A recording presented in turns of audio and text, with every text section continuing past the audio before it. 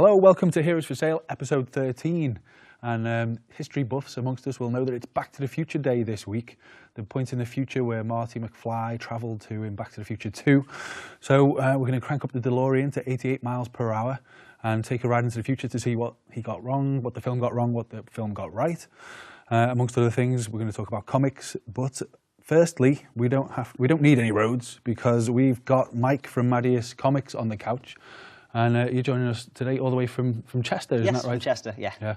And just before we get into everything, have you got some defining moments of Back to the Future? It's such a massive film for you. Yeah, I mean, back in my childhood, obviously, you know, I grew up and I watched them all back then, but I haven't done a rewatch in far too long, and I think with it coming up to Future Day, I think, you know, it's time to go back and actually watch them again. I mean, the most recent rewatch of them, I did the Great Scott drinking game, where essentially all three films back to back, and every time you hear a Great Scott, you've got to down the drink. So I think sort of second film into the third film, things get a little hazier. So my best memories are of the earlier stuff. Probably like that for the actors as well, to yeah, be fair. Imagine so, yeah. But Back to the Future 2, it was such a great film. As you say, there's lots of predictions that came right. Yeah. We have got hoverboards. Lexus have kind of put out a hoverboard, and you know, we've got other things that have come true, like self-tying laces. Nike have put in a patent for them. Yes. But you tell me before, you do like to watch the film and see that there's a few things that haven't kind of come off, such as... Yeah, well, the hoverboard side of things, I mean, they have worked on it, but you have to do it over a certain specific surface, I think, at the moment, so there isn't the sort of the full freedom there to hoverboard with enthusiasm as maybe you'd want to. But I think the best you can get sort of these days is those mini Segways, you know, the ones without the sort of little ones that you can. That is where we've been let down, really, isn't it? We were promised hoverboards and flying cars, and we've got those rather annoying looking Segways. Yeah, I don't think things would be quite as exciting if everyone was on them in the film. I don't think you could really take one of them over water, I wouldn't imagine. Let's not try that. But you have come today to talk to us all about your comics imprint, Madius Comics. And you know, there's a whole, you've kindly sent me some of your releases. Yeah. There's a whole load of cool things. Can you talk us through a few of the best releases? Well, I mean, we've got our well, there's four of us, essentially. Madius Comics is the four of us. It's me, another writer called Rob Jones, a writer-stroke-artist called Nick, and we've got Brad Holman as well, who's also an artist. And between us, we're basically just trying to tell the best stories that we can, using a whole host of guest artists, and we cover a huge range of different styles within what we're doing. We've got our flagship anthology, which is Paper Cuts and Ink Stains, which we try and cover all sorts of things within that, really. We just like to do short stories. Some are funny, some are scary. You know, anything from the zany to the kind of horrific. And you were telling me about the cool new horror comic, which is just what's coming out now. We've got Herrera as well, which is coming up. We're launching that at Thought Bubble this year, which we can talk more about later. But that's, again, it's another horror anthology comic where, again, you know, it's got all sorts of things from, you know, legitimate scares in it, but we also want to have a laugh with things, and we're playing with familiar tropes, and we're just trying to have a lot of fun with it. But it's all about the art, really. We're working with the highest caliber talent that we can to just, you know, make these stories as good as possible. Well, that's what brings it to life, isn't it? Yeah. One thing about independent comic publishing that always intrigues me is it must be quite a challenge, because you start off with the idea in your bedroom, or other rooms are available, I'm sure, and then you got to try and bring that to life and also distribute it. Can you talk us through a few of the challenges that you have had to overcome with Madius? Well, I think the most difficult thing is essentially it is the four of us. I mean, as I say, we're working with a whole range of guest artists, but ultimately the four of us are responsible for getting these comics out. So it's not only coming up with ideas that we think people are going to want to read about. Ultimately, we've got to do the logistic side of things. You know, we've got to liaise with the artist. We've got to make sure everybody's feeling that they're happy with what they're working on. We've got, you know, the space constraints. Artists, are they the hardest ones to work with, or is it writers? Let's put the cat amongst the pigeons. Do you know what? Because everyone we're working with has been tremendous. Everyone is very flexible. Everyone is just so inspiring as well. But I think one of the things that we've found is, because we're working with such a range of different artists, is everyone likes to work in their own way. So we're having to adapt to make sure that we're, you know, giving people what they want. Some people like very detailed scripts. Other people like complete freedom to do what they want to do. So it's responding and working with the artists to make sure that they're enjoying it ultimately. And when you match the pair, you know, they get the right pairing, that's where the magic really happens, isn't it? Yeah. Obviously, you mentioned some of the guys who were on your roster before, like Rob Jones. I remember from reading Paper Cuts and Ink Stains that you gave me. He's a talent, isn't he? Yeah, well, to be honest with you, he's my co-writer on a lot of the stuff that I put out. I mean, the bulk of Paper Cuts and Ink Stains is written by me or him, or me and him. But we do a lot of other things. I mean, Herrera that I mentioned, that's co-written entirely by me and Rob. So we've struck a real strong kind of partnership out of this, and we just seem to be in each other's heads, so we know where we're trying to go with it. And there's a lot of, there's some cool references to Chester in there, because obviously you guys are based there. That's it, which is nice if you're a local reader and you're kind of thinking there's this graveyard in Chester that's getting dug up, or, you know, the police are coming to a particular house. You know, well, I mean, we're predominantly, well, all the core Madius members are all English, so we're trying to just put, you know, England and Britain sort of out there within comics, you know, just to kind of get our voice out as well. Great. But you're taking it wider than Chester, aren't you? Because you're actually obviously taking it on the road, and we have to talk about the conventions that are coming up. Yes. You're going to Nottingham? Yep, we're at Nottingham. We're also at Thought Bubble as well. Nottingham's just the one-day festival, and then we're there for the 2 days at Thought Bubble. Which is an absolutely massive It's huge, yeah, it's huge. Convention. We're taking down, I think we've got 11 different titles that we're taking down to sell, and I mean, you know, this has all been done over the sort of last 18 months, so this has been, you know, the conventions are the end of our year one in our mind. It's everything we've been working towards, so we've got exclusive prints we've got there, we've got money going to charity off them, we've worked with people like PJ Holden to sort that out, who works for 2000 AD, we've got just some incredible collaborators that have just been on this crazy ride with us over the last sort of 18 months. Great. Well, people should certainly go and see. I think Leeds for Thought Bubble is an absolutely massive one, isn't it? And I think it's the Thinking Man's convention, so I'm sure you're going to go and soak up some of the panels that happen. Well, we're just looking forward to meeting all the other the pros that are there. I mean, there's such an incredible range of talent that are going to be there. Some of my favourite writers, some of my favourite artists. So, I mean, I'm there as a fan as well. Definitely looking forward to it. Yeah, is there anything on your radar outside of Madius that you think that people should be kind of tuning into at the moment? Comics that I'm reading that I'm enjoying. I mean, everything that Scott Snyder is putting out, everything that Jeff Lemire is writing is absolutely tremendous.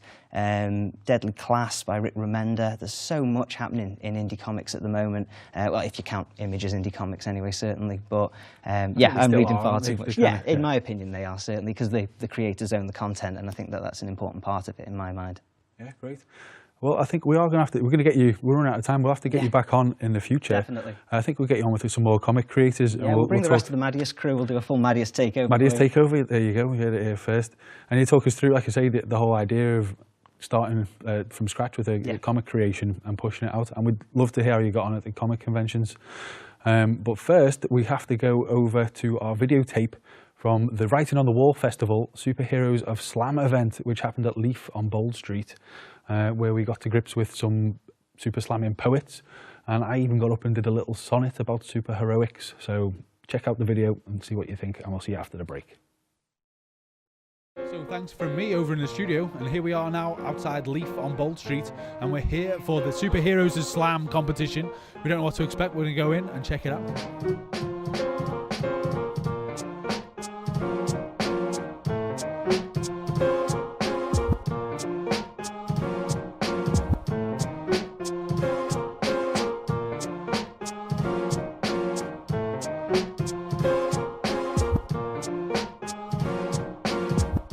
Realistic description of 99% of men she'd ever met.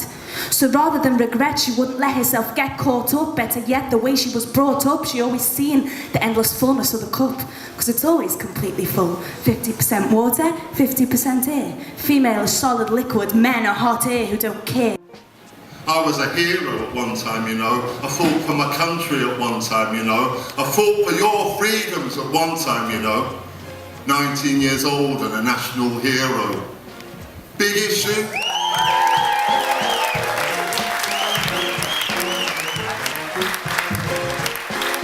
It's something about spoken word, regardless if there's music there or it's told, you know, a cappella, that can kind of hit home. And it was moments like that tonight, you know what I mean, by such a vast array of different people, you know what I mean? And I think everyone can feel that real emotion, it's raw emotion. It's not overtaken by music and, you know, melody and all that. It's literally about, you know, someone's heart basically being, you know, or thoughts being communicated. I think that's amazing. To try and calm the angry heart beating within my chest when every time it pumps out blood, it really just wants to punch you in the face instead. Tell me, when was the last time I existed to fill a dimension created solely for you? It was such a good night. I think Like seeing a lot of poetry in Liverpool, I think it's probably one of the best, most like professional things I've actually seen poetry scene do, so it's amazing. I'm in for it, man, big time. And so we're all sign language and whispered swear words. I compare worst case scenarios that all start with a why me. I drank my tea with nut milk, yay! From a vintage bone china cup, I might say.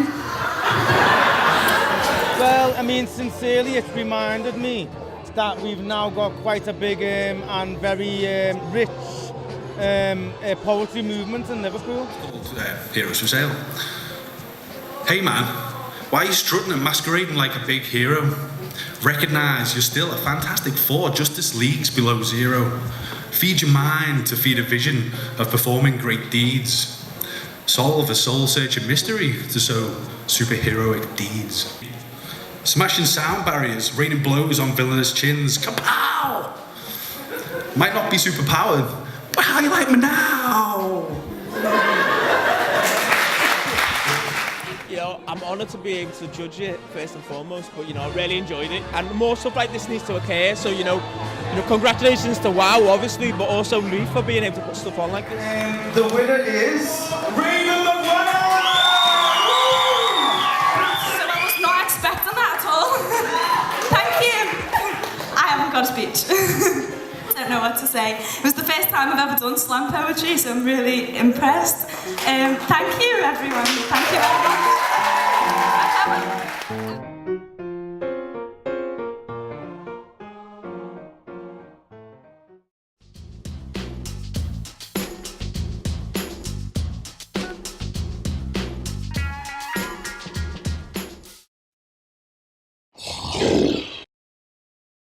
Welcome back to Heroes for Sale. It's the part of the show called Between the Panels, where we get all deep and geeky. And I've got joining us on the couch today, Jen, Sheil and Abe Matar, who are going to be joining us to talk about all kinds of comics and, of course, Back to the Future.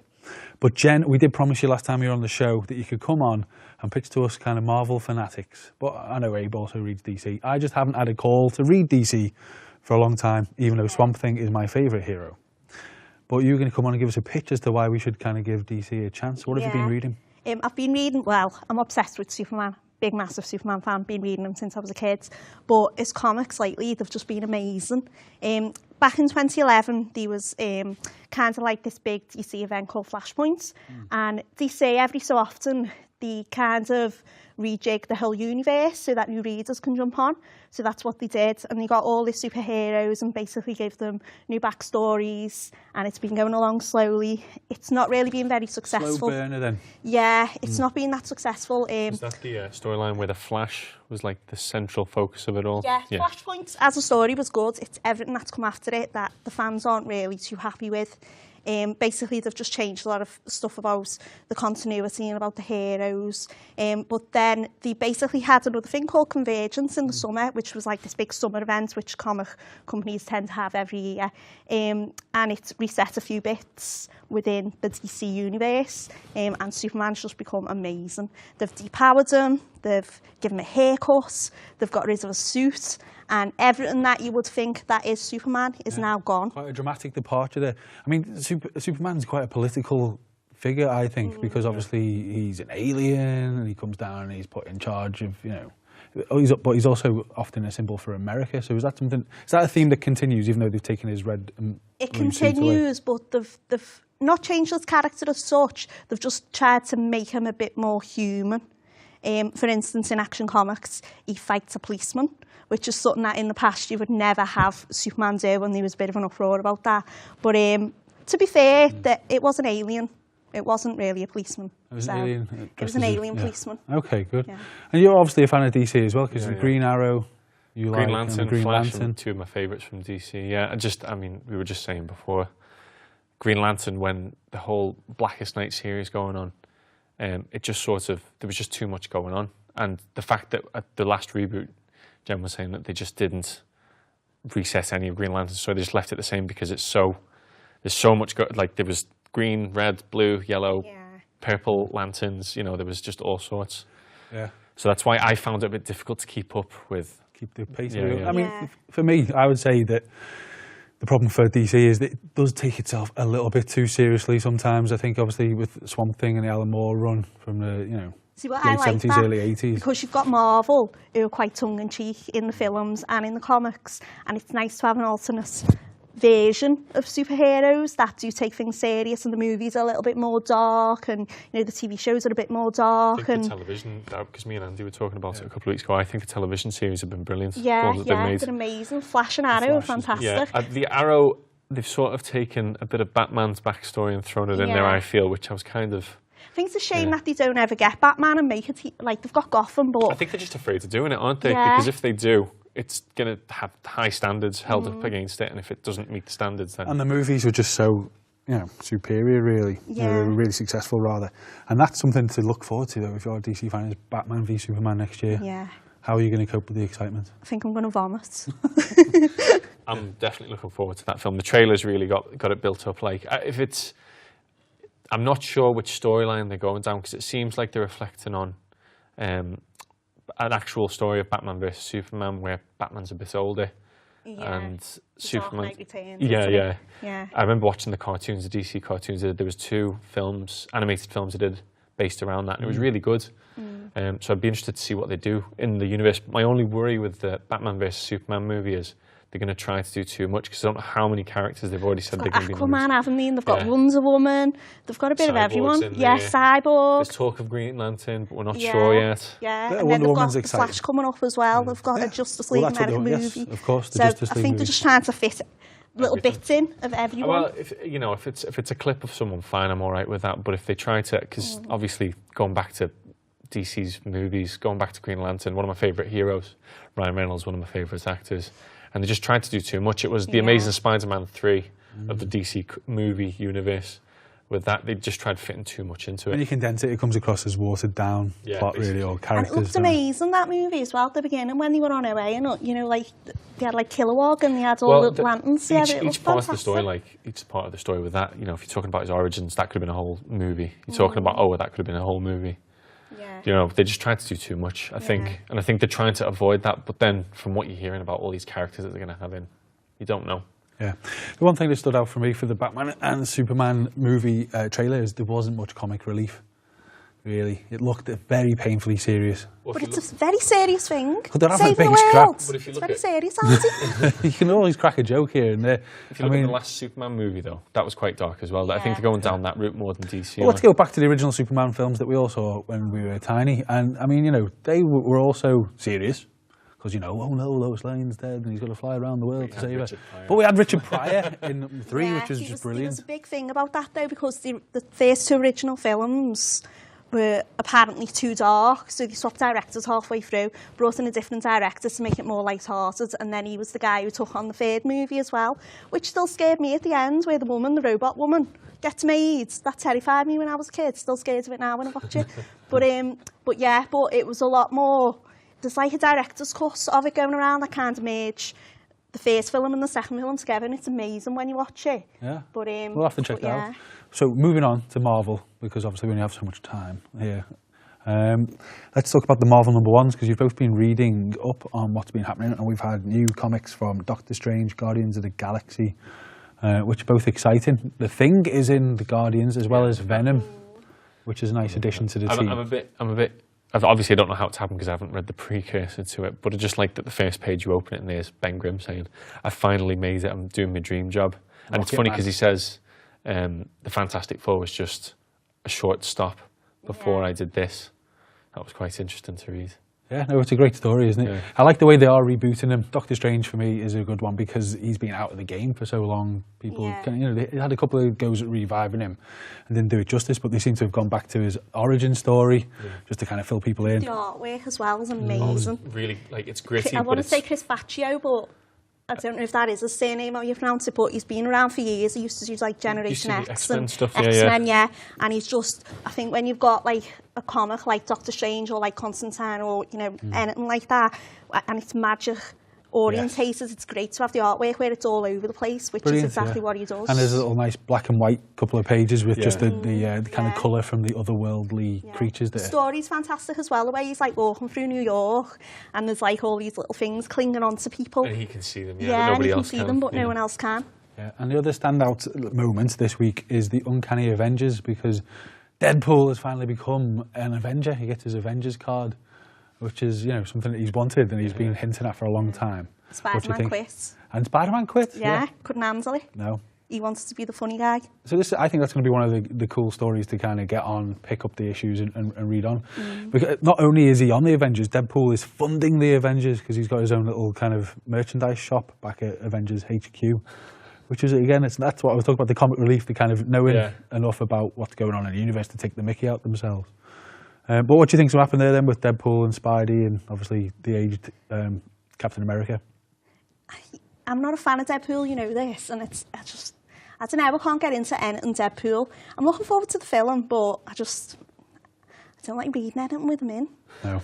So you're not picking up Avengers 2?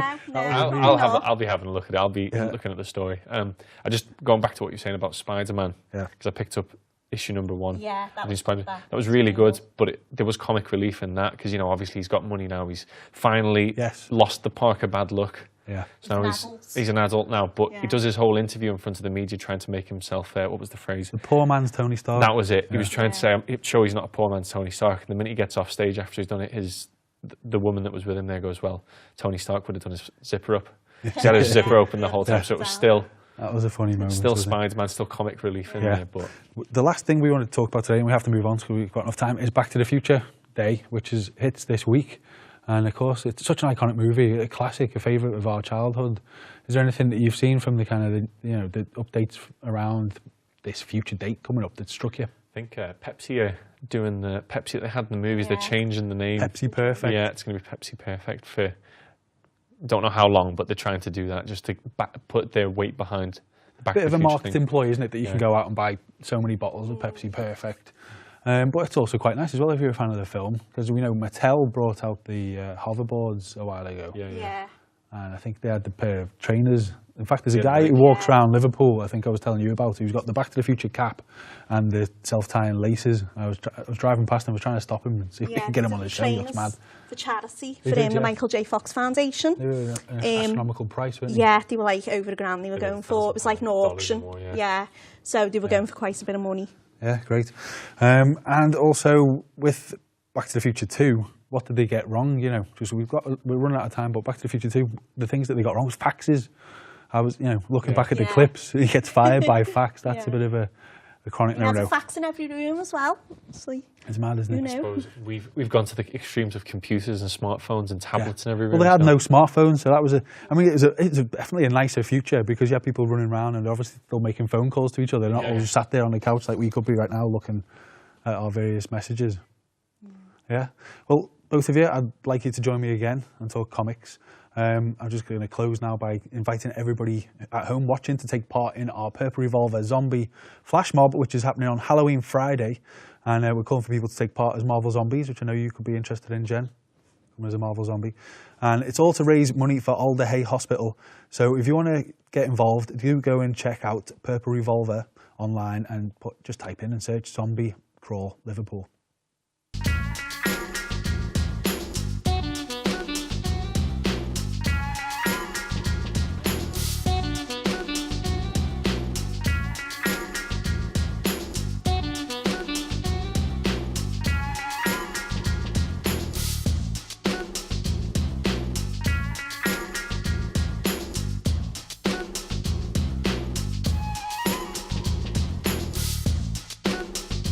Yeah!